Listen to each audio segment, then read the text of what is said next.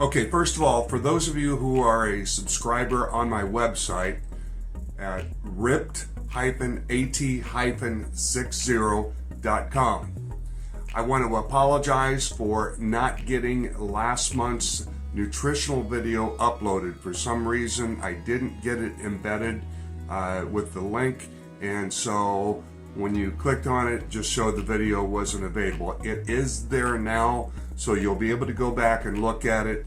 I do want you to do that because, again, we're doing this MyFitnessPal in segments.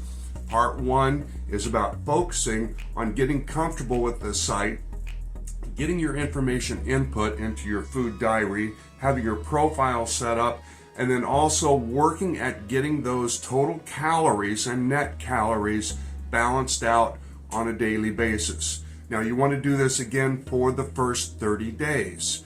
Taking this in segments makes it work a lot easier. It's easier to implement, and it really will help you stick with it longer term. So again, go back, look at MyFitnessPal Part 1.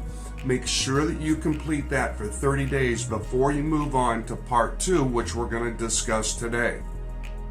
Now, that being said, getting into MyFitnessPal Part 2. Part 2, the focus now is going to be on carbohydrates, proteins, and fats. These are what are called your macronutrients. They're the large pieces of your nutritional intake. Now, when we talk about these, what we're looking for is looking for them to be a percentage of your daily consumption. And so you really want to focus on this and try to keep these balanced over the course of time. Now, depending upon your goals, you may have them set a little bit differently. But for the average person, what we typically want to look at is going to be having your fats at about 30% of your caloric intake. You want to have your proteins at about 20% of your caloric intake. And then you want to have your carbohydrates at about 50% of your total intake. Now, this is a good basic way to kind of approach a healthy nutrition diet so that you're getting all the nutrients that you need and actually making things work over the long course of time. It's a little bit more of a maintenance program, but it's going to be there. Now, for those of us who are older, it's important to get a little bit more protein. And so what we're going to do is we're going to increase that protein intake up to 30 to 40% of our diet, especially if you're very active as far as doing strength training and you're in that 50 plus category. You want to get that protein level up there. Your body doesn't assimilate protein as well as what it does when you're younger. So therefore, you need to have that protein intake to maintain muscle mass, to keep your cardiovascular metabolism going, your body's metabolism going, and so that you're really strong on a daily basis. Now, that being said, where are we going to take away? Well, typically we want to take a little bit away from the carbohydrates because, again, as we get older, it's more important to get the protein than it is to get those sugars for the energy. We're not quite as active on a daily basis. Our bodies don't require quite as much. And so therefore, what you're going to run into is dropping those carbohydrates down around that 30% range as well. So if you're at 30% carbs, 30% fats, 40% protein, now we're kind of moving into that situation. And that's not a bad way to kind of just continue going forward. Again, we don't want to have that muscle atrophy. We want to keep that muscle there. It keeps our metabolic rate high, keeps us from storing that extra body fat, which is only going to inhibit and hinder us from a health perspective. So again, very important. Now, you'll see on this first slide, first screenshot, it's going to show the nutrition graph. Now, the nutrition wheel or graph, however you want to look at it, is very good way to kind of keep track of where you are, keeping things balanced.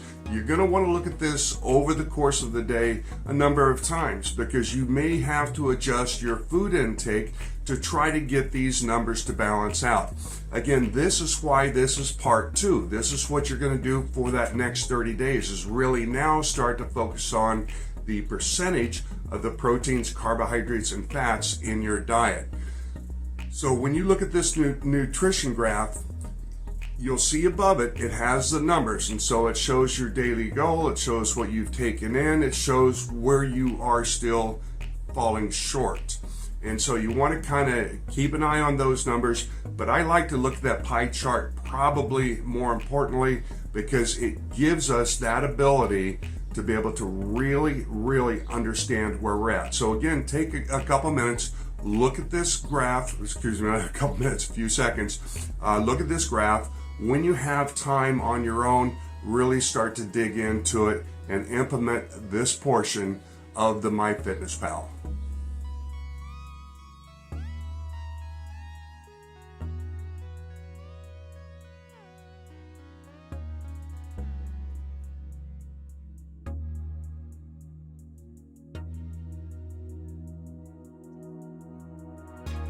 Now that you've seen that, these next 3 screenshots are going to show you how to click on each segment of that pie chart, and then it will highlight, as you do that, the percentage that you're at for the day. So again, I'll have 3 separate screenshots, one showing the carbs, one showing the proteins, one showing the fats.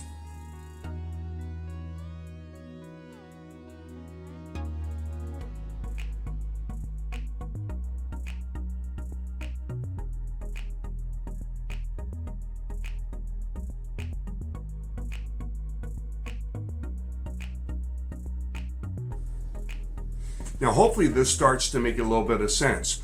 For anybody that's looking to change those percentages, again, if you look over on the right side, you're going to see the percentages. You can click on those. It will allow you to actually adjust those on a daily basis so that you can make those changes, bringing the protein up, dropping the carbohydrates down. But let's always try to keep those fats around 30%. That is a very important part of our diet. Our bodies need that to be able to operate on an ongoing basis. So play a little bit with the proteins and carbs. If you're looking at some specifics like a keto diet, you got to really get those proteins up, you got to get those fats up, and you got to bring the carbohydrates down. So MyFitnessPal allows you to be able to do this and allows you to make those individualized adjustments. So again, now for the next 30 days, let's work on those macronutrients and get that within the ranges that you want to have it and get comfortable with that piece. The third segment is going to get into the micronutrients and talk a little bit about that. So again, right now we've got 30 days focusing on calories. We have 30 days now focusing on the macronutrients. That'll give you a 60-day window that you're really working with MyFitnessPal. You should start to get comfortable with this program. It's very good, very solid, and it will make a big difference in what you're trying to do from a nutritional standpoint going forward.